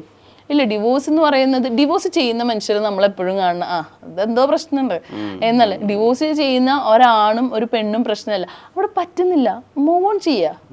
That's all. ഡിവോഴ്സ് ചെയ്ത ആളുകൾ ഡാമേജ് ആയ ആളുകളല്ല. ഡാമേജ് ആയിട്ടുള്ള ആളുകളെ നല്ല ഞാൻ പറഞ്ഞത്. ഡാമേജ് ആണ്. അവർക്ക് വേദനയും അവർക്ക് പ്രശ്നങ്ങളും നിരന്തരമുള്ള സൈലൻസും ഒക്കെ പ്രശ്നമായിട്ടാണല്ലോ അവർ മൂവ് ഓൺ ചെയ്യുന്നത്. പക്ഷെ എന്ന് വെച്ചിട്ട് ഇപ്പോൾ ഞാൻ വിഷ്ണു കല്യാണം കഴിച്ചു, പക്ഷെ ഞാൻ വിഷ്ണു പറയാണ് എനിക്ക് വിഷ്ണുവിൻ്റെ പല കാര്യങ്ങളും പറ്റുന്നില്ല, വിഷ്ണുവിന് എൻ്റെയും ഒരുപാട് കാര്യങ്ങൾ പറ്റുന്നില്ല. അപ്പോൾ വിഷ്ണു ഞാൻ പറയാൻ വിഷ്ണു പറ്റുന്നില്ല, എന്നെ ഹേർട്ട് ചെയ്യാണ്, Vishnu most of the time silent ആണ്, എൻ്റെ അടുത്ത് വരുന്നില്ല, എങ്കിൽ വിഷ്ണുവിന് തീരുമാനിച്ചൂടെ ഇത് എനിക്ക് പറ്റുന്നില്ല, എനിക്ക് ഇവിടെ ഹാപ്പിനെസ് ഇല്ല, എനിക്ക് മൂവ് ഓൺ ചെയ്യാമല്ലോ. എനിക്ക് വിഷ്ണുവിനെ ചെളിവാരത്തേക്കേണ്ട യാതൊരുവിധ കാര്യമില്ല. വളരെ രസകരമായിട്ട് മൂവ് ഓൺ ചെയ്യും. പിന്നെ നീ പറഞ്ഞ പോലെ ഡാമേജ്, ഫിസിക്കൽ അബ്യൂസും ഇതൊക്കെ ഈ ഒരു സ്ത്രീ ഡിവോഴ്സ് എന്ന് പറയുന്നൊരു കാര്യം തീരുമാനിക്കുന്നത് ഒരു ദിവസം കൂടി തീരുമാനിക്കുന്നതല്ല. ഞാൻ കേട്ടിട്ടുള്ള അത്രയും അനുഭവത്തിൻ്റെ വെളിച്ചത്തിലും പറയുകയാണെങ്കിൽ ഒരു ദിവസം കൊണ്ട് തീരുമാനിക്കുന്നതല്ല ഡിവോഴ്സ് എന്ന് പറയുന്നത്. ഒരുപാട് ആലോചിച്ചും, കാരണം ഒരു സ്ത്രീക്ക് ഒരുപാട് ആലോചിക്കണം. Social status, family status, financially independent ആവണം എന്ന് കഴിഞ്ഞാൽ മാത്രം തീരുമാനിക്കാൻ പറ്റുന്ന ഒരു കാര്യമാണ്. പെട്ടെന്ന് എടുപിടിയെന്ന് എടുത്തു വെച്ച് കഴിഞ്ഞാൽ എവിടെ പോവും, എന്ത് ചെയ്യും? അതുകൊണ്ട് ഡിവോഴ്സ് എന്ന് പറയുന്നത് സ്ത്രീയെ സംബന്ധിച്ചിടത്തോളം ഒരു പെട്ടെന്നുള്ളൊരു ഓപ്ഷൻ അല്ല. പുരുഷൻ കുറച്ചും കൂടെ പ്രാക്ടിക്കലായിട്ട് ചിന്തിക്കുന്നുണ്ട് ആ കാര്യത്തിൽ. ഈ കുട്ടികളുടെ ഒരു പ്രധാനപ്പെട്ട സമയം മുഴുവനുമായിട്ടും ഈ സ്ക്രീൻ കവരുന്നൊരവസ്ഥയുണ്ട്. ഇപ്പോൾ സ്ക്രീൻ ടൈം കൂടുന്നതുകൊണ്ട് കുട്ടികളിൽ ഒരുപാട് വയലൻ്റായ ടെൻഡൻസികൾ പോലും ഉണ്ടാകുന്നുണ്ട്. ഇപ്പോൾ ഈ അടുത്ത് കുറച്ച് ആഴ്ചകൾക്ക് മുമ്പ് ഒരു കുട്ടി ടെറസിൻ്റെ മുകളിൽ നിന്ന് വീട്ടുകാരെ ഭീഷണിപ്പെടുത്തുകയാണ്, എനിക്ക് മൊബൈൽ തന്നില്ലെങ്കിൽ ഞാൻ ടെറസിൻ്റെ മുകളിൽ നിന്ന് ചാടും, അല്ലെങ്കിൽ റീൽസ് കണ്ടുകൊണ്ട് മാത്രം ഭക്ഷണം കഴിക്കുന്ന കുഞ്ഞുങ്ങളുണ്ട്, അല്ലെങ്കിൽ കോക്കോമലാണ് വെച്ച് കൊടുത്താൽ മാത്രം ഭക്ഷണം കഴിക്കുന്ന കുട്ടികളുണ്ട്. അപ്പോൾ കുട്ടികളെ ഈ സ്ക്രീൻ ടൈം വല്ലാതെ കവർന്നിട്ടുണ്ട്. ഇപ്പം നമ്മളൊക്കെ യൂട്യൂബ് എടുത്ത് പ്ലേ ചെയ്യാൻ തുടങ്ങിയതൊരു 8ാം ക്ലാസ്സിലും 9ാം ക്ലാസ്സിലാണെങ്കിൽ ഇന്ന് 2 വയസ്സുള്ള കുട്ടിക്ക് യൂട്യൂബും അല്ലെങ്കിൽ ഇഷ്ടപ്പെട്ട ചാനൽസും സബ്സ്ക്രൈബ് ചെയ്യാനൊക്കെ അറിയാവുന്നൊരു ഡിജിറ്റൽ ലിറ്ററസിയുടെ അളവും വളരെ വളരെ കൂടുതലാണ്. അപ്പോൾ സ്ക്രീൻ ടൈമിനെ എങ്ങനെയാണ് നമ്മൾ ഒരുക്കേണ്ടത് കുട്ടികളുടെ കാര്യത്തിൽ? നമുക്ക് മൊബൈൽ എന്ന് പറയുന്ന ഒരു കാര്യം നമ്മുടെ ജീവിതത്തിൽ നിന്ന് മാറ്റാൻ പറ്റില്ല. പക്ഷേ നമ്മൾക്ക് ബൗണ്ടറി വെക്കാം. നേരത്തെ പറഞ്ഞ പോലെ there is A boundary four everything അല്ലേ? അപ്പോൾ നമ്മൾ ചെയ്യുന്ന മിസ്റ്റേക്ക് എന്താണ്? ആക്ച്വലി കുട്ടികളെ നമ്മൾ എന്താ പറയുക, കുട്ടികളെ നമ്മൾ കുറ്റം പറയാൻ പറ്റുമോ? ഇപ്പം എൻ്റെ കുട്ടി ഫോൺ അഡിക്റ്റ് ആണെങ്കിൽ എൻ്റെ കുട്ടീനല്ല ഞാൻ പറയേണ്ടത്, എന്നെയാണ്. ഞാൻ എന്താ ചെയ്യുന്നത്? എൻ്റെ സൗകര്യത്തിന് വേണ്ടിയിട്ട് ഫോൺ കൊടുക്കുകയാണ്. ഭക്ഷണം കഴിക്കണമെങ്കിൽ ഫോൺ നോക്കിക്കോ, ഭക്ഷണം തരാം. അല്ലെങ്കിൽ എനിക്ക് എവിടെയെങ്കിലും പോകാനുണ്ട്, എനിക്കൊരു ബുദ്ധിമുട്ടുണ്ട്, ഞാൻ ഫോൺ കൊടുക്കുകയാണ്. അപ്പം ഇങ്ങനെ ഓരോ പാരൻറ്റും ചെയ്യുമ്പോൾ കുട്ടികളുടെ ശീലങ്ങൾ നമ്മൾ കൊടുക്കുന്നതല്ലേ അല്ലേ? നമ്മളാണ് തുടക്കത്തിൽ കൊടുക്കുന്നത്. എന്ത് രസകരമായിട്ട് ബൗണ്ടറി വെച്ചിട്ട് ഒരു പ്രൈം ടൈം വെച്ചിട്ട് കുട്ടികളെ നോക്കുന്ന എത്രയോ പാരൻസ് ഉണ്ട്. ഇല്ലാന്നൊന്നും പറയാൻ പറ്റില്ല. രസകരമായിട്ട് കുട്ടികൾ, ഇപ്പം ഞാൻ താമസിക്കുന്ന പ്രീവിയസ് താമസിച്ച ഫ്ലാറ്റിന്റെ താഴെ ഒരു കുട്ടി ഉണ്ടായിരുന്നു. എന്ത് രസകരമാണ്, അവരുടെ പാരന്റിങ് എപ്പോഴും എന്നെ അത്ഭുതപ്പെടുത്തിയിട്ടുണ്ട്. അപ്പോൾ അവര് അതെന്ന് വെച്ചാൽ പ്രൈം ടൈം വെച്ചുകൊണ്ടാണ്. ഞാൻ അതിനുശേഷമാണ് ആ കുട്ടീനെ ഭയങ്കര രസകരമായിട്ട്, അതായത് മോർണിംഗ് ഒരു ടൈം പീരീഡ് ഉണ്ട്, മോനെ മോർണിംഗ് ഇങ്ങനെയാണ് കേട്ടോ, അല്ലെങ്കിൽ സ്കൂളിങ് വന്നു കഴിഞ്ഞ് കഴിഞ്ഞാൽ കുറച്ച് സമയം കളിക്കുക, അത് കഴിഞ്ഞ ശേഷം പഠിക്കുക, പിന്നെ ഒരു 1 hour അങ്ങനെ ഒരു പ്രൈം ടൈം. അതിനുശേഷമാണ് ആദമിനെയൊക്കെ ഞാൻ പ്രാക്ടീസ് ചെയ്യാൻ തുടങ്ങിയത്. അങ്ങനെയൊക്കെ അതുകൊണ്ട് മാറ്റമുണ്ട്. കുട്ടികൾ നമ്മൾ ഒരു ഡിസിപ്ലിൻ എന്ന് പറയുന്നത്, ഞാൻ മക്കളോടൊക്കെ എപ്പോഴും പറയുന്ന ഒരു കാര്യം, ഡിസിപ്ലിന് നമ്മൾ ഒരുപാട് വില കൊടുക്കേണ്ടി വരും. നിങ്ങൾ കൺസിസ്റ്റൻ്റ് ആയിട്ട്, there is no substitute in hard work. Hard work ചെയ്യാതെ നമുക്ക് ലൈഫിൽ ഒരിക്കലും സക്സസ് ആവാൻ പറ്റില്ല.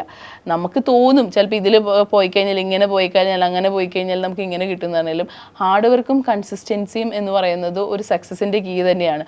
അപ്പം ഇത് നമ്മുടെ ഈ ഡിസിപ്ലിൻ എന്ന് പറയുന്ന ഒരു കാര്യം നമ്മുടെ ലൈഫിൽ റൊട്ടീനിൽ അല്ലെങ്കിൽ നമ്മൾ ബൗണ്ടറി വെച്ച് നമ്മളൊരു പ്രൈം ടൈം വെച്ചിട്ട് നമ്മൾ കുഞ്ഞുങ്ങളെ ശീലമാക്കേണ്ട ഒരു കാര്യമാണ്. ആ പാരന്റിങ്ങിൽ നമ്മൾ ശീലമാക്കേണ്ട കാര്യമാണ്. നമ്മളുടെ ഒരു മിസ്റ്റേക്ക് കൊണ്ടാണ് നമ്മുടെ കുഞ്ഞുങ്ങൾ പലപ്പോഴും അഡിക്ഷനിൽ പെട്ടുപോകുന്നത്. പിന്നെ ഒരു 10 വയസ്സ് കഴിഞ്ഞിട്ട് പിന്നെ കുട്ടി അഡിക്ഷൻ ആണ്, കുട്ടി ഫോൺ നോക്കുന്നതെന്ന് പറയുന്നതിൽ നമുക്ക് അർത്ഥമല്ല അല്ലേ. പിന്നെ കുഞ്ഞുങ്ങൾ നമ്മൾ ഇതൊന്നും പഠിപ്പിക്കാതെ പറ്റില്ല. കാരണം കുട്ടികൾ ഭയങ്കര അപ്ഡേറ്റഡ് ആണ്. കുട്ടികൾക്ക് ഇതിനേക്കാൾ ഫാസ്റ്റ് ആയിട്ട് എനിക്ക് തോന്നുന്നു മോനൊക്കെ എല്ലാ കാര്യങ്ങളും അറിയാം. എന്താണ് എനിക്കതിനെ കുറിച്ചിട്ട് വലിയ ധാരണ തന്നെ ഇല്ല. പക്ഷെ അവൻ എല്ലാത്തിനെ കുറിച്ച്, കാരണം ഇന്നത്തെ കുട്ടികൾ വളരെ വളരെ അപ്ഡേറ്റഡ് ആണ്. നമ്മൾ നാളത്തെ കുഞ്ഞുങ്ങളെയാണ് വളർത്തുന്നത്. നമ്മൾ ഇന്നലെയിലുള്ള ആളുകൾ നാളത്തെ കുഞ്ഞുങ്ങളെയാണ് നമ്മൾ വളർത്തുന്നത്. എനിക്കൊന്ന് എന്നെയൊക്കെ പോലുള്ള പാരന്റിങ് നേരിടുന്ന ഏറ്റവും വലിയ പ്രശ്നം എന്താണെന്ന് വെച്ച് കഴിഞ്ഞാൽ, ഇപ്പോൾ ഈ ജനറേഷനിലുള്ള പാരന്റിങ് ഏറ്റവും വലിയ പ്രശ്നം എന്ന് വെച്ച് കഴിഞ്ഞാൽ, നമുക്കൊരു എക്സ്പീരിയൻസ് ഇല്ല പറഞ്ഞു തരാൻ. നമ്മുടെ പ്രീവിയസ് ഉള്ള ആളുകളും ഇല്ല. എന്നാൽ നമുക്ക് നാളെ അതെ മക്കളെ എങ്ങനെ വളർത്തണം കേട്ടോ എന്ന് പറയാനുള്ള നമ്മളാണ് ഇവരെ നമ്മളാണ് ഈ മൊബൈലും കമ്പ്യൂട്ടറും ഇത്രയും സോഷ്യൽ മീഡിയ ഒക്കെ ഉള്ള ഒരു പാരന്റിങ് എന്ന് പറയുന്നത്. അപ്പം നമ്മളിത് ശരിക്കും പറഞ്ഞാൽ നമ്മുടെ കയ്യിലുള്ളത് ടെസ്റ്റ് ശിശുക്കളാണ്. നമ്മളിവരെ പരീക്ഷ ഇനി വരുന്ന കാലഘട്ടത്തിന് പറഞ്ഞു കൊടുക്കേണ്ടത് നമ്മളാണ്. അപ്പം എന്റെയൊക്കെ ഉമ്മ മോനെ ഇങ്ങനെ വളർത്തണം അല്ലെങ്കിൽ ഇന്നത് ഫുഡ് കൊടുക്കണം ഇന്നത് ചെയ്യണം. അപ്പൊ അവിടെ ഈ ജെന്റിൽ പാരന്റിങ് എന്ന് പറയുന്ന ഒരു ഏരിയയും കൂടി വരുന്നുണ്ടല്ലോ. അതായത് ഇപ്പോൾ കുട്ടികളുടെ അടുത്ത് ഷൗട്ട് ചെയ്യാൻ പാടില്ല, കുട്ടികളെ അടിച്ചുകൊണ്ട് ശാസിക്കാൻ പാടില്ല, അല്ലെങ്കിൽ കുട്ടികളെ മറ്റുള്ളവരുടെ മുമ്പിൽ വെച്ച് കളിയാക്കിയിട്ട് അവർക്കൊരു ട്രോമ കൊടുക്കാൻ പാടില്ല. ആ ഒരു ഏരിയ ഉണ്ട്. അതിനോടൊപ്പം തന്നെ ഇപ്പോൾ എൻ്റെ ഒരു ജനറേഷനൊക്കെ എടുത്താണെങ്കിൽ വീട്ടിൽ അടിച്ചാണ് പലപ്പോഴും പല കാര്യങ്ങൾ അടിച്ചാണ് പല കാര്യങ്ങളും പഠിപ്പിച്ചിരുന്നത്, അല്ലെങ്കിൽ ശാസിച്ചും ഈ പറഞ്ഞ പോലെ ഇപ്പോൾ സ്കൂളിലൊക്കെ ഉണ്ടാകുന്ന സമയത്ത് ഒരളവിൽ ബോഡി ഷെയിം ചെയ്തിട്ടും അല്ലെങ്കിൽ നമ്മളെയൊക്കെ അണം കെടുത്തിയും കളിയാക്കിയും ഒക്കെ തന്നെയാണ് പല കാര്യങ്ങളും ചെയ്തെടുപ്പിച്ചിരുന്നത്. അത് ശരിയാണെന്നുള്ള പക്ഷക്കാരനല്ല ഞാൻ. അപ്പോൾ ഈ ജെന്റിൽ പാരന്റിങ്ങിൻ്റെ ഒരു അളവുണ്ടല്ലോ, ഈ പറഞ്ഞ കാര്യങ്ങളൊക്കെ ചെയ്യണം, കുട്ടികളെ വളരെ ജെന്റിലായി വേണം ട്രീറ്റ് ചെയ്യാൻ. ആ ഒരു ഏരിയ നമ്മളെങ്ങനെയാണെന്ന് എക്സ്പ്ലെയിൻ ചെയ്യുക. ഈ ജെന്റിൽ പാരന്റിങ് എന്ന് പറയുന്നത് കുഞ്ഞുങ്ങളെ നമ്മൾ തല്ലാൻ പാടില്ല, ഇതാക്കാൻ പാടില്ല. അല്ലെങ്കിൽ പാരന്റിങ് നമ്മൾ പല രീതിയിലാണ്. ഇപ്പം അതോറിറ്റേറ്റീവ്, അതോറിറ്റേറിയൻ, നെഗറ്റീവ് പാരന്റിങ്, അങ്ങനെ പല ഇപ്പം ഹെലികോപ്റ്റർ പാരന്റിങ് ഒക്കെ പല രീതിയിലും പറയുന്നുണ്ട്. അപ്പം ഇപ്പൊ വിഷ്ണു പറഞ്ഞല്ലേ ഞാൻ അതിന് എതിരാണ് എന്നതൊക്കെ. പക്ഷെ വിഷ്ണുവിനെ ഇപ്പൊ വിഷ്ണു ആക്കിയത് അവരൊക്കെ തന്നെയല്ലേ, ആ കാര്യങ്ങളല്ലേ. അപ്പോൾ ഞാൻ ഓരോരുത്തർക്കും ഓരോ രീതിയാണ് പാരന്റിങ്ങില്. ഇപ്പൊ ഞാൻ പറയാണ് അങ്ങനത്തെ ഒരു ഇതൊന്നും കുട്ടികളെ വഴക്കൊന്നും പറയരുത്, കുട്ടികളെ ചീത്ത പറയരുത്. ഞാൻ കുട്ടികളെ വഴക്ക് പറയാത്തൊരു പാരന്റ് അല്ല. ഞാൻ അവർക്ക് തെറ്റ് കണ്ടതിൽ വഴക്ക് പറയുന്ന, അല്ലെങ്കിൽ അവർക്ക് ചില കാര്യങ്ങൾ ഹാർഡാണെങ്കിലും അത് ഉൾക്കൊണ്ട് തന്നെ മുന്നോട്ട് പോകണം. കാരണം ലൈഫിൽ ഇനിയും നമുക്ക് എപ്പോഴും സന്തോഷങ്ങൾ മാത്രമല്ല സങ്കടങ്ങളും ഉണ്ടാവും. പക്ഷെ നമുക്ക് പാലിക്കേണ്ട കുറച്ച് മിനിമം മര്യാദകളുണ്ട് നമ്മുടെ ജീവിതത്തിൽ. മറ്റുള്ളവരുടെ കാര്യങ്ങളിൽ ഇടപെടുന്നതിലും അല്ലെങ്കിൽ ബൗണ്ടറി വിട്ട് കഴിഞ്ഞാൽ ഉണ്ടാവുന്ന പ്രശ്നങ്ങൾ. ഇപ്പോൾ എത്ര വഴക്ക് പറഞ്ഞു കഴിഞ്ഞാലും ഞാൻ എപ്പോഴും പറയും, കുറേ വഴക്ക് പറയുന്നതിലല്ല, നമുക്ക് വഴക്ക് പറയാം, പക്ഷെ എങ്ങനെ പറയണം, മോനെ സ്പെസിഫിക് ആയിട്ട് നീ ഇന്ന കാര്യം ചെയ്തത് കൊണ്ടാണ് കേട്ടോ ഞാൻ പറഞ്ഞത്. നമ്മൾ വഴക്ക് പറയുന്നതിൽ മിസ്റ്റേക്കാണ്. പലപ്പോഴും നമ്മൾ വീടുകളിലൊക്കെ കാണുന്ന ഇത് എന്താണെന്ന് വെച്ച് കഴിഞ്ഞാൽ കുറേ ചീത്ത പറയും. എന്നാൽ എന്തിനാ ചീത്ത പറഞ്ഞതെന്നുള്ളത് കുട്ടികൾക്ക് അറിയില്ല. കുറേ തല്ലും, എന്തിനാ തല്ലിയത് എന്നറിയില്ല. അപ്പം നമ്മൾ മോനെ നീ ഇന്ന കാര്യം ചെയ്തത് കൊണ്ടാണ് കേട്ടോ ഞാൻ തല്ലിയത്. യെസ്, ആ കറക്റ്റ് അത് പിന്നീട് വെക്കരുത്. ആ ടൈം ടു ടൈം കറക്റ്റായിട്ട് കുഞ്ഞുങ്ങൾക്ക് പറഞ്ഞു കൊടുക്കുക. പിന്നെ റെസ്പെക്റ്റ്, സ്നേഹം, ഇതൊക്കെ നമ്മുടെ വീടുകളിൽ നിന്ന് പഠിക്കുന്നതാണ്. ഇതൊന്നും നമുക്ക് മോനെ ഇങ്ങനെ ചെയ്തിട്ട് അങ്ങനെ ചെയ്യുന്നില്ല. ഇപ്പം നമ്മുടെ വീടുകളിൽ നമ്മൾ ഞാൻ എൻ്റെ പാരൻറ്റിനെ എങ്ങനെയാണോ ബിഹേവ് ചെയ്യുന്നത്, അല്ലെങ്കിൽ ഞാൻ എങ്ങനെയാണോ എൻ്റെ പാർട്ട്ണറെ സ്നേഹിക്കുന്നത്, ഇത് കണ്ടിട്ടാണ് കുഞ്ഞുങ്ങൾ വളരുന്നത്. കുഞ്ഞുങ്ങൾ എന്ന് പറയുന്നത് ഭയങ്കര ഒബ്സർവേഷൻ സ്കില്ലുള്ളവരാണ്. കുഞ്ഞുങ്ങൾ അവർ ചുറ്റുപാടിൽ നിന്ന് പഠിക്കുന്നവരെ. കുഞ്ഞുങ്ങളെ പഠിപ്പിച്ചു കൊടുക്കാമെന്ന് വിചാരിച്ച് നിന്നാൽ നമ്മൾ തോറ്റുപോകും. നമ്മളിലൂടെയാണ് അവരുടെ ഫസ്റ്റ് ഹീറോ എന്ന് പറയുന്നതും അല്ലെങ്കിൽ ഹീറോയിൻ എന്ന് പറയുന്നത് അച്ഛനും അമ്മയാണ്. അവരിൽ നിന്നാണ് അവരെല്ലാം പഠിക്കുന്നത്. ജെൻറ്റിൽ പാരൻറ്റിങ് എന്ന് പറഞ്ഞു കഴിഞ്ഞാൽ ഇപ്പോൾ എന്തുകൊണ്ടാണ് ഈ നമ്മൾ ഡിവോഴ്സിനെയൊക്കെ പ്രൊമോട്ട് ചെയ്യുന്നത്, നാസിസ്റ്റം അല്ലെങ്കിൽ അടിപിടി പ്രശ്നങ്ങളൊക്കെ അതിനേക്കാളും നല്ലത് ബന്ധം പോകുന്നത് അല്ലേ എന്നൊക്കെ നമ്മൾ പറയുന്നത് എന്താണെന്ന് വെച്ച് കഴിഞ്ഞാൽ ഇത്തരം ഇതിൽ കാണുന്ന കുഞ്ഞുങ്ങൾക്ക് ഉണ്ടാവുന്ന കുട്ടികൾ എന്ന് പറയുന്നത് വളരെ ഹാർഷായിട്ടുള്ള അല്ലെങ്കിൽ ദയോ പ്രശ്നങ്ങളോ അല്ലെങ്കിൽ ഒരു കരുണയില്ലാത്ത കുട്ടികളായിരിക്കും. കാരണം ഇവരിത് കാണുകയല്ലേ, ഇവരിത് കണ്ടു വളരുന്ന കുട്ടികളല്ലേ. അപ്പം ഇത്തരം അവസ്ഥയിലൂടെയൊക്കെ അവരിൽ നിന്ന് നമ്മളെ നോക്കണം, നമ്മളിതാക്കണം. നമ്മളൊക്കെ പറയുന്നൊരു മിസ്റ്റേക്കാണ്, അയ്യോ എന്നെ ഒന്നും നോക്കണ്ട, ഞങ്ങൾ എങ്ങനെയെങ്കിലും ജീവിച്ചോളൂ, നീ എങ്ങനെയെങ്കിലും നന്നായാൽ മതി, നീ നിൻ്റെ കാര്യം നോക്കി. അങ്ങനെ നമ്മൾ ഒരിക്കലും പറയരുത്. നീ നന്നാവുകയും വേണം, നീ ഞങ്ങളെ നോക്കുകയും വേണം. നമ്മുടെ ജീവിതത്തിൽ നമ്മൾ പറയുന്ന കുറേ വേർഡ്സ് ഉണ്ട് നമ്മുടെ കുഞ്ഞുങ്ങളോട്. ഇത് ശരിയാവില്ല, നീ എന്താ പൊട്ടനാണോ എന്ന് പറയുന്ന ചില വേർഡ്, അല്ലെങ്കിൽ നമ്മൾ തന്നെ വരുന്ന മിസ്റ്റേക്കുകളാണ് നമ്മുടെ കുഞ്ഞുങ്ങളിലൂടെ നമ്മൾ കാണുന്നത്. പക്ഷെ അത് നമ്മൾ മനസ്സിലാക്കുന്നില്ല. നമ്മൾ പറയുന്ന ചെറിയ ചെറിയ മിസ്റ്റേക്ക് ആയിട്ടുള്ള വേർഡ്സ് അവർക്കുണ്ടാക്കുന്ന ഇമ്പാക്റ്റ്. ഞാൻ പറയുന്നത് കുട്ടികളെ വഴക്ക് പറയുന്നതോ കുട്ടികളെ തല്ലുന്നതോ അല്ല ഇവിടെ പ്രശ്നം. പക്ഷെ നമ്മൾ യൂസ് ചെയ്യുന്ന വേർഡ്സ് ആണ്. നമ്മൾക്ക് ചിലപ്പോൾ ചെറിയ തല്ല് കൊടുത്താലോ അവർക്ക് വേദനിച്ചാലും നാളെ അവരിപ്പോൾ അനുഭവിക്കുന്ന, അവർ കുറച്ച് വലുതായിട്ട് അനുഭവിക്കുന്ന നല്ല നല്ല കാര്യങ്ങൾക്ക് ഇപ്പം ചെറിയ വേദനകൾ കൊണ്ടുകഴിഞ്ഞാലും എന്താ പ്രശ്നമുള്ളത്? തല്ലരുത്, അടിക്കരുത്. ഈ തല്ലരുത് എന്ന് പറയുന്നത് തല്ലി ചതക്കരുത് എന്നാണ് എനിക്ക് പറയാനുള്ളത്. ചെറിയ തല്ല് കൊടുക്കുന്നതിലും വഴക്ക് പറയുന്നതിലൊന്നും പ്രശ്നമല്ല കുഞ്ഞുങ്ങളെ. ഇത് എൻ്റെ വ്യൂ ഓഫ് പോയിന്റ് ആണ്.